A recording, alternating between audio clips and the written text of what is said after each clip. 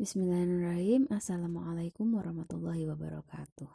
Baik, kali ini dari kelompok 1 kami yang berisikan Mbak Rizka, Mas Riswanda, dan saya sendiri Sila Ilmundita akan memaparkan tentang bab 5 dan juga bab 6, yang mana bab 5 kali ini akan saya jelaskan terlebih dahulu, kemudian bab 6 akan dilanjutkan oleh Mbak Rizka dan juga Mas Riswanda. Bab 5 kali ini berjudul tentang kerangka kerja teoritis dan hipotesis pengembangan. Baik, untuk tujuan pembelajaran bab ini, yang pertama adalah membahas perlunya kerangka teoritis dalam penelitian deduktif. Lalu yang kedua, menjelaskan 4 jenis variabel utama dan mengidentifikasi juga variabel yang terkait dengan situasi yang ada di penelitian.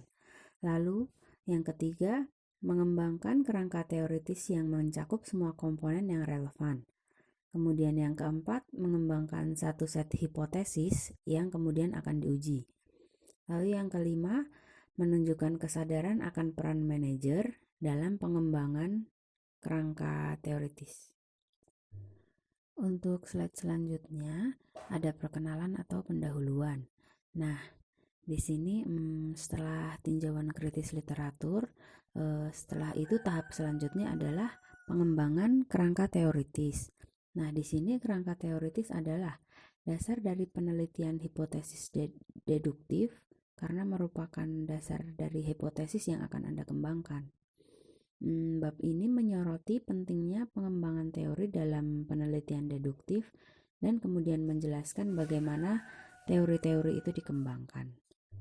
Karena pada penelitian membutuhkan kerangka teoritis, maka sudah jelas sekali bahwa hal ini melibatkan identifikasi jaringan hubungan di antara variabel-variabel yang dianggap penting untuk masalah-masalah tersebut. Slide selanjutnya kita lanjutkan tentang perlunya kerangka teoritis itu dibuat.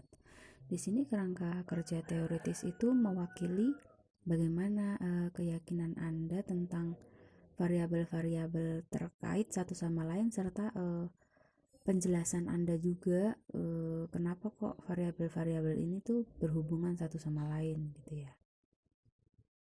Di sini untuk membangun kerangka teoritis sendiri itu ada proses-prosesnya ya, yang mana meliputi memperkenalkan definisi konsep atau variabel dalam model Anda, lalu mengembangkan model konseptual yang memberikan representasi deskriptif teori Anda, kemudian membuat teori yang memberikan penjelasan untuk hubungan antara variabel di model Anda.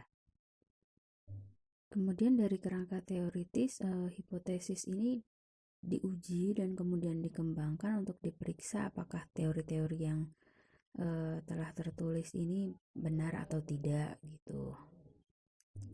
Selanjutnya di sini kita ada judul variabel, yang mana variabel sendiri adalah apapun yang dapat mengambil nilai yang berbeda atau bervariasi.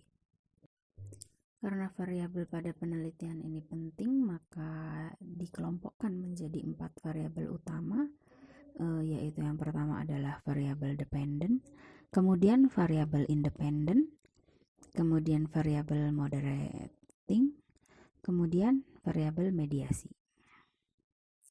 Kita masuk ke variabel dependent. Variabel dependent ini adalah variabel kepentingan utama kepada peneliti. Di sini tujuan peneliti adalah untuk memahami dan menjelaskan variabel dependent atau untuk menjelaskan variabilitasnya atau juga untuk memprediksi. Variabel dependent di sini bersifat fleksibel ya, yang mana dimungkinkan untuk memiliki lebih dari satu variabel dependent dalam sebuah penelitian. Kita masuk ke variabel independent, di mana variabel independent adalah variabel yang mempengaruhi variabel dependent tadi, baik dalam posisi positif atau negatif. Di sini untuk menetapkan bahwa perubahan variabel independen menyebabkan perubahan pada variabel dependen, ada 4 kondisi yang harus dipenuhi. Yang pertama adalah variabel independen dan dependen harus covariance ya. Dengan kata lain, perubahan variabel variabel dependen harus dikaitkan dengan perubahan variabel independen. Kemudian, variabel independen harus mendahului variabel dependen, yang mana penyebabnya harus terjadi sebelum efeknya. Kemudian yang ketiga, tidak ada faktor lain yang harus menjadi kemungkinan penyebab perubahan variabel dependen. Maka dari itu, peneliti di sini harus mengontrol efek dari variabel-variabel lain. Kemudian keempat, terakhir, penjelasan logis atau penjelasan teori diperlukan dan harus menjelaskan juga mengapa variabel independen di sini mempengaruhi variabel dependen. Selanjutnya ada variabel moderasi, yang mana di sini variabel moderasi adalah variabel yang memiliki efek kontingen yang kuat pada variabel dependen variabel hubungan. Untuk perbedaan antara variabel independen dan variabel moderat di sini kita masukkan dalam 2 kasus ya. Kasus pertama, program pelatihan dan pertumbuhan membutuhkan kekuatan variabel independen yang mempengaruhi kesediaan karyawan untuk belajar. Yang terakhir ini menjadi variabel dependen. Namun dalam kasus kedua, kualitas program pelatihan adalah variabel dan sementara variabel dependen tetap sama, yaitu kekuatan kebutuhan pertumbuhan menjadi variabel moderat. Dengan kata lain, hanya mereka yang memiliki kebutuhan pertumbuhan tinggi yang menunjukkan kemauan dan kemampuan beradaptasi yang lebih besar untuk melakukan hal-hal baru ketika kualitas program pelatihan ditingkatkan. Kemudian kita masuk ke variabel mediasi, yaitu yang mana variabel mediasi adalah variabel yang muncul di antara waktu variabel independen mulai beroperasi untuk mempengaruhi variabel dependen ini tadi, dan waktu dampaknya juga dirasakan di atasnya. Untuk slide selanjutnya di sini dipertanyakan kemudian bagaimana sih teori ini dihasilkan. Nah, setelah melihat berbagai jenis variabel, kemudian dapat ditetapkan untuk bagaimana kita dapat membuat kerangka teoritis untuk penelitian kita ya. Nah, kerangka teoritis di sini adalah fondasi di mana seluruh proyek penelitian ini tuh didasarkan. Yang mana pada kerangka teoritis ini kita membutuhkan banyak hal untuk mengidentifikasi berbagai kerangka untuk kerangka teoritis ini, yaitu melalui proses-proses seperti wawancara, pengamatan, tinjauan literatur, bahkan pengalaman dan intuisi juga memandu pengembangan kerangka teoritis. Lalu untuk apa sih hubungan antara tinjauan literatur dan kerangka teoritis? Di sini disebutkan bahwa hal yang pertama itu dia akan menyediakan fondasi yang kuat untuk mengembangkan yang hal terakhir. Kemudian untuk komponen kerangka teoritis di sini sebelumnya telah dijelaskan bahwa ada 3 fitur dasar yang harus dimasukkan dalam kerangka teoritis. Yang pertama adalah variabel yang dianggap relevan dengan penelitian harus didefinisikan dengan jelas, dijelaskan gitu ya maksudnya. Lalu model konseptual yang menjelaskan hubungan antara variabel dalam model harus diberikan juga. Lalu yang ketiga harus ada penjelasan yang jelas tentang mengapa kita mengharapkan adanya hubungan di antara variabel. Untuk model konseptual di sini akan membantu Anda menyusun diskusi tentang literatur. Model konseptual juga menjelaskan ide-ide tentang bagaimana konsep dalam model Anda itu tuh terkait satu sama lain.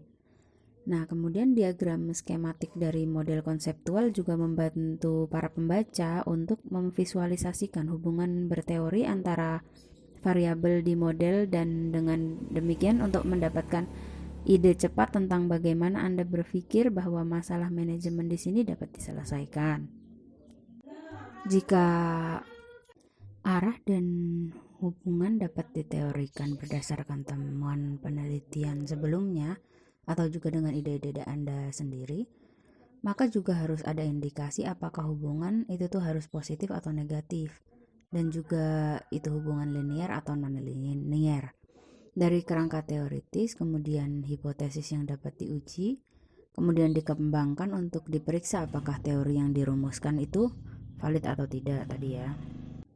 Untuk slide selanjutnya di sini kita ada pengembangan hipotesis, di mana definisi hipotesis sendiri adalah dia adalah sebuah pernyataan tentatif yang dapat diuji, kemudian dapat diprediksi. Maksudnya untuk memprediksi apa yang Anda harapkan untuk ditemukan di data empiris. Kemudian ada tentang pernyataan hipotesis format jika maka. Kita masuk ke contoh saja, yaitu wanita muda akan lebih cenderung mengekspresikan ketidakpuasan dengan berat badan mereka ketika mereka lebih sering melihat iklan model-model yang kurus ya. Lalu juga wanita muda lebih sering terkena pengaruh model-model yang kurus, model-model yang langsing dalam iklan. Kemudian mereka akan lebih mungkin untuk mengekspresikan ketidakpuasan dengan berat badan mereka. Selanjutnya hipotesis terarah dan tidak terarah. Di sini jika dalam menyatakan hubungan antara dua variabel atau membandingkan dua kelompok istilah seperti positif, negatif, lebih dari, kurang dari, dan suka itu digunakan, maka ini adalah hipotesis terarah. Di sisi lain, untuk hipotesis tidak terarah adalah yang mendalilkan hubungan atau perbedaan, tetapi tidak menawarkan indikasi arah hubungan atau perbedaan ini. Kemudian di sini kita juga ada hipotesis nul dan alternatif, yaitu yang biasa kita tahu HO dan HA ya. Untuk hipotesis nul atau HO adalah hipotesis yang diatur untuk ditolak untuk mendukung hipotesis alternatif. Jadi HO ini sebenarnya seharusnya jika signifikan maka ditolak ya. Yang mana yang seharusnya diterima adalah yang berlabel HA. Untuk menguji hipotesis sendiri ada langkah-langkah yang harus diikuti ya. Yaitu yang pertama hipotesis nul dan hipotesis alternatif itu harus ada, HO dan HA tadi. Untuk kemudian pilih tes statistik yang sesuai tergantung pada apakah data yang dikumpulkan ini berparas atau non parametrik. Kemudian menentukan tingkat signifikansi juga yang diinginkan, biasanya itu 0,05 atau kurang dari itu. Lalu selanjutnya kita lihat apakah hasil output dari analisis itu menunjukkan bahwa tingkat signifikansi itu terpenuhi ya. Kemudian jika seperti dalam analisis korelasi Pearson dalam perangkat lunak Excel, tingkat signifikansi tidak ditunjukkan dalam hasil cetak. Nah, di sini mencari nilai-nilai penting yang menentukan wilayah penerimaan pada tabel yang sesuai, yaitu ada T, F, dan X2. Nilai kritis ini mendemarkasi wilayah penolakan dari penerimaan hipotesis nul, yaitu HO. Ketika nilai yang dihasilkan lebih besar dari nilai, maka hipotesis nul itu ditolak dan alternatif diterima. Jika nilainya di sini terhitung kurang dari nilai kritis, yaitu 0,5 tadi, 0 HO di sini diterima dan alternatif ditolak, HA ditolak. Lanjut slide selanjutnya, di sini kita ada implikasi manajerial. Pengetahuan tentang bagaimana dan untuk tujuan apa kerangka teoritis ini dikembangkan dan hipotesis juga dihasilkan, itu memungkinkan manajer untuk menjadi hakim yang cerdas. Dari laporan penelitian yang disampaikan oleh konsultan. Setelah masalah didefinisikan, pemahaman yang baik dari konsep variabel independen dan variabel dependen di sini memperluas pemahaman manajer tentang bagaimana beberapa variabel independen dalam model dapat memberikan solusi yang mungkin untuk masalah model variabel dependen. Memahami konsep variable moderating juga dapat memungkinkan manajer untuk memahami bahwa beberapa solusi mungkin tidak menyelesaikan masalah untuk semua orang atau dalam setiap situasi, dalam satu situasi gitu. Kemudian juga pengetahuan tentang signifikansi dan mengapa hipotesis yang diberikan diterima atau ditolak itu juga membantu manajer untuk bertahan atau berhenti dari mengikuti firasat yang sementara tidak masuk akal. Jika pengetahuan seperti di atas tadi tidak ada, nah banyak temuan atau penelitian tidak akan masuk akal bagi manajer dan pengambilan keputusan di sini akan mengalami kebingungan. Baik, selanjutnya untuk bab 6, bab 5 cukup, kami lanjutkan untuk bab 6 kepada Mbak Rizka dan Mas Rizwanda. Silahkan waktu dan tempat. Assalamualaikum warahmatullahi wabarakatuh. Selanjutnya saya akan membahas mengenai bab 6, yaitu elemen-elemen dari desain penelitian. Yang akan dibahas dalam bab ini adalah pendahuluan, desain penelitian, elemen desain penelitian, metode-metode campuran, serta trade-off dan kompromi. Bab pertama, pendahuluan. Setelah peneliti mengembangkan pernyataan permasalahan, mengembangkan proposal penelitian, menyelenggarakan telah kritis pustaka, mendokumentasikan kajian pustaka, serta mengembangkan kerangka teoritis dan hipotesis, maka tahap selanjutnya adalah mendesain penelitian. Syaratnya adalah data harus bisa dikumpulkan dan dianalisa untuk menjawab pertanyaan penelitian. Lalu yang kedua, desain penelitian. Desain penelitian adalah cetak biru atau rencana untuk pengumpulan, pengukuran, dan analisis data dibuat untuk menjawab pertanyaan penelitian. Desain penelitian berhubungan dengan keputusan terkait strategi penelitian. Contohnya eksperimen, survei, studi kasus, dan lain sebagainya. Lalu berhubungan juga dengan tingkat di mana kajian dimanipulasi dan dikendalikan oleh peneliti. Lalu terkait juga dengan lokasi. Lalu terkait juga dengan tingkat di mana data akan dapat dianalisis dan juga terkait dengan aspek-aspek sementara yang integral dengan desain penelitian. Lalu selanjutnya bagian 3, elemen desain riset atau elemen desain penelitian. Strategi penelitian setidaknya ada 6, yaitu eksperimen, penelitian survei, etnografi, studi kasus, teori beralas, serta penelitian tindakan. Eksperimen. Yang pertama adalah eksperimen. Manfaat dari eksperimen sendiri adalah untuk mengkaji hubungan kausal antar variabel. Dalam sebuah eksperimen, peneliti memanipulasi variabel independen untuk mengkaji dampak dari manipulasi ini terhadap variabel dependen. Artinya, peneliti mengubah variabel tertentu, contohnya sistem imbalan, untuk menanyakan apakah perubahan satu variabel tersebut akan menghasilkan perubahan dalam variabel lainnya. Desain eksperimental yang paling sederhana diantaranya berbentuk 2 grup sekedar pasca uji, eksperimen acak, di mana satu grup mendapat perlakuan sementara grup lainnya tidak. Lalu dalam situasi yang tepat, desain eksperimen merupakan desain yang sangat kuat untuk digunakan. Walaupun begitu, desain ini tidak selalu layak dalam konteks penelitian terapan di mana peneliti mencoba menyelesaikan masalah manajemen. Lalu selanjutnya penelitian survei. Survei adalah sistem untuk mengumpulkan informasi dari atau mengenai orang-orang untuk mendeskripsikan, membandingkan, atau menjelaskan pengetahuan, watak, serta perilaku dari orang-orang yang dikaji.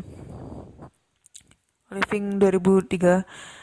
Strategi survei cukup populer dalam bisnis karena strategi ini memungkinkan peneliti mengumpulkan data kuantitatif dan kualitatif pada banyak jenis pertanyaan penelitian.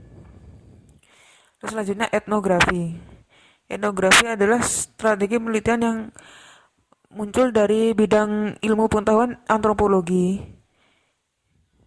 Ini adalah strategi yang digunakan peneliti untuk mengamati dengan cermat, mencatat, serta terlibat dalam kehidupan sehari-hari budaya lain untuk kemudian ditulis mengenai budaya tersebut, di mana penelitian ini menekankan detail deskriptif. Etnografi melibatkan pencelupan dalam budaya tertentu dari kelompok sosial yang sedang dipelajari dengan cara mengamati perilaku, mendengarkan apa yang dikatakan oleh dalam percakapan, serta mengajukan pertanyaan. Lalu selanjutnya, studi kasus. Studi kasus fokus pada pengumpulan informasi tentang objek, peristiwa, atau aktivitas tertentu, seperti sebagai sebuah unit bisnis atau organisasi tertentu. Dalam studi kasus, kasusnya adalah individu, kelompok, organisasi, peristiwa, atau situasi yang diminati oleh peneliti. Ide di balik studi kasus adalah untuk mendapatkan gambaran yang jelas mengenai suatu masalah. Maka seorang harus memeriksa situasi kehidupan nyata dari berbagai sudut dan perspektif, serta menggunakan berbagai metode pengumpulan data. Untuk selanjutnya akan disampaikan oleh Mas Riswanda. Baik, selanjutnya ada teori beralas. Teori beralas adalah seperangkat prosedur sistematis untuk mengembangkan teori yang diturunkan secara induktif dari data. Kemudian alat penting dari teori dasarnya yaitu pengambilan sampel teoritis, pengkodean, dan perbandingan konstan. Kemudian ada pengambilan sampel teoritis yaitu proses pengumpulan data untuk menghasilkan teori di mana nantinya dianalisis secara bersama-sama, kemudian mengumpulkan, kemudian mengkode dan menganalisis data, dan nantinya diputuskan data apa yang akan dikumpulkan. Selanjutnya, penelitian tindakan. Penelitian tindakan adalah strategi penelitian yang bertujuan untuk mempengaruhi perubahan yang direncanakan. Di sini, penelitian memulai dengan masalah yang sudah diidentifikasi kan, dan kemudian mengumpulkan data yang relevan untuk memberikan sebuah solusi dari masalah tersebut. Kemudian solusi ini diimplementasikan dengan pengetahuan yang mungkin tidak diinginkan konsekuensinya itu tinggi. Setelah di penerapannya, nantinya efeknya kemudian dievaluasikan, ditentukan, dan didiagnosis, dan penelitian berlanjut secara berkelanjutan hingga masalah terselesaikan sepenuhnya. Selanjutnya ada setting kajian. Di sini ada penelitian bisnis itu dapat dilakukan di lingkungan alam, tempat kejadian berlangsung secara normal. Misalnya dalam format pengaturan yang tidak dibuat-buat atau buatan. Studi eksplorasi dan deskriptif atau korelasional selalu dilakukan di lingkungan non-konstruksi, sedangkan sebagian besar studi kausal dilakukan di tempat yang dibuat-buat. Studi yang dilakukan dalam pengaturan non-kontrapasi disebut studi lapangan. Studi dilakukan untuk menetapkan sebab akibat hubungan menggunakan lingkungan alam yang sama, di mana subjek yang diteliti itu karyawan, konsumen, manajer, dan sejenisnya. Kemudian biasanya itu berfungsi sebagai percobaan di lapangan. Selanjutnya, unit analisis.